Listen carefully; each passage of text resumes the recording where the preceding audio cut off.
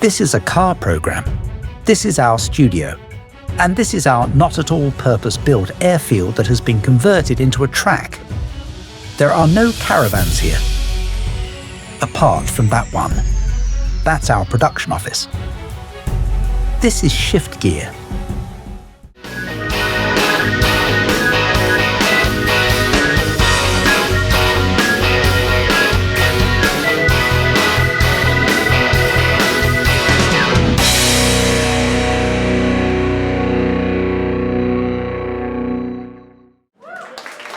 Hello and welcome. To give you a flavour of what to expect over the next 4 weeks, we have prepared a short montage.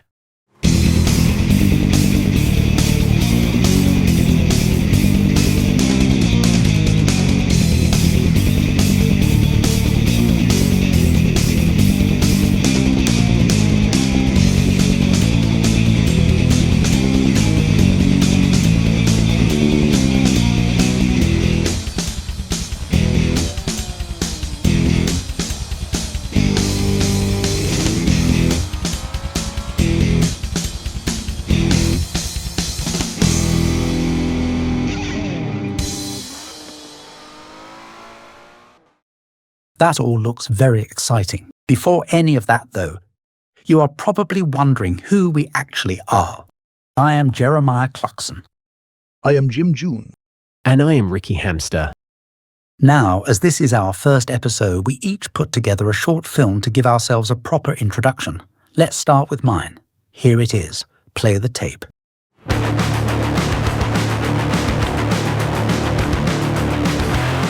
Some people like their cars like they like their coffee, slow, warm and safe. Others?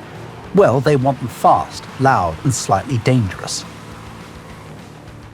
Hi, I am Jeremiah Cluckson, and I have the most ridiculous hair In the world.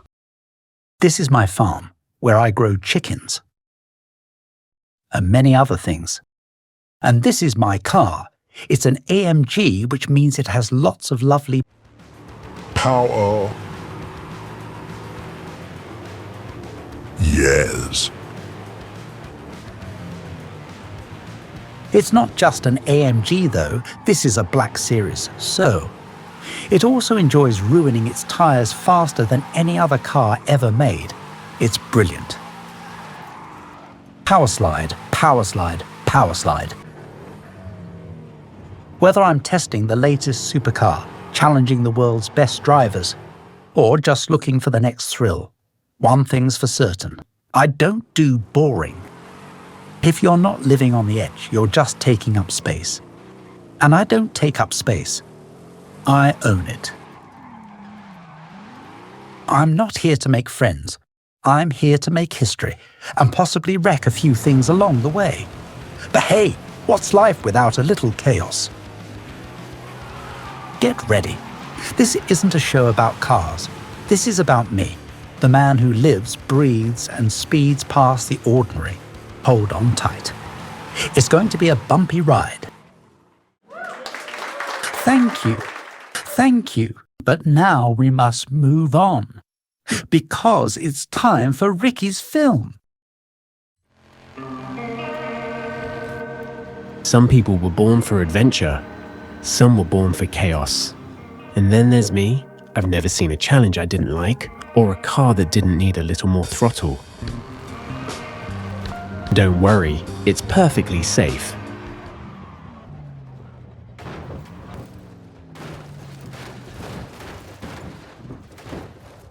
This little beauty might not win any beauty contests, but when the mud starts flying, that's when the real fun begins. Don't let the hype fool you. I may not be the biggest bloke in the room, but in a car, suddenly, I'm the most dangerous person around. Cars, bikes, boats, planes. If it moves, I want to drive it. And if it can't move, well, that's where the fun starts. Now this is what I'm talking about. Who needs normal when you can have this?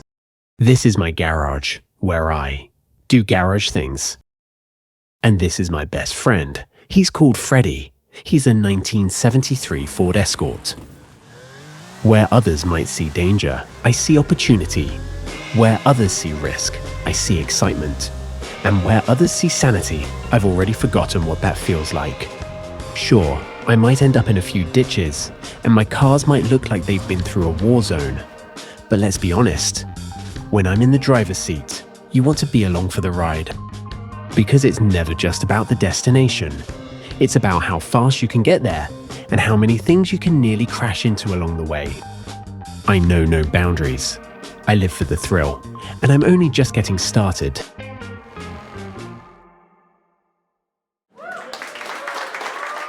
No, hang on a minute. You said what you were doing was perfectly safe. Yes. Did you not once lose an arm in a car accident? Well, yes. Which one did you lose? Yes, very funny. Anyway, we must move on. Because it's time for Jim's film, and on the evidence of what we're about to see it would appear he is a blithering idiot. One day you'll find yourself searching a well-known online second-hand car website, scrolling idly through the adverts, probably thinking that all that money you spent on a Vectra could have been used to buy something really interesting, like a Mark II Jag, for example. An old Porsche. There are quite a few of those. Look, you could even have a Bentley. Mind you, you'd have to be a complete idiot to buy one of those. This one's mine. It's a Turbo R from 1991. You can pick one of these up for £8,000, but don't. For that money, it's going to be a complete disaster. This one, though, is a good one. It costs £17,000. It has service history, no rust and no filler, and no evidence of bodged repairs. £20,000 is top dollar for one of these, but that's still less than a Vectra. Unlike the Vectra, though, the Bentley shouldn't depreciate. The Vectra is a disposable item, but a Bentley is. It's a Bentley. Somewhere in front of you is a huge, almost 7-litre V8 engine, but when you put your foot down, nothing happens. You might get a tiny bit more noise, and it may, if you're lucky, go slightly faster, but in general, it's a complete waste of time. You may as well just relax. What about handling? It's worse than some of my furniture, though it's rubbish to drive, old and slow. But it is a Bentley for Vectra money. Some of you will be pretty tempted by that idea. However, I haven't told you how it ruined my life yet. I said it doesn't depreciate, but that's not something that hurts you every day. For that you need a Bentley. It's always running off with my wallet. It costs about 150 quid to fill up, and does 15 miles to the gallon. I have to rent a garage the size of a warehouse to keep it in. It takes up several tokens at the car wash. Servicing may cost the same as the Vectra, but it's 3 times as frequent.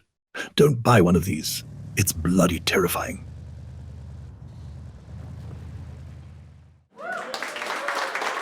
Jim, you idiot, you were supposed to make a short film introducing yourself, not a full-length documentary series about horrible old boats that are less reliable than your ability to follow instructions.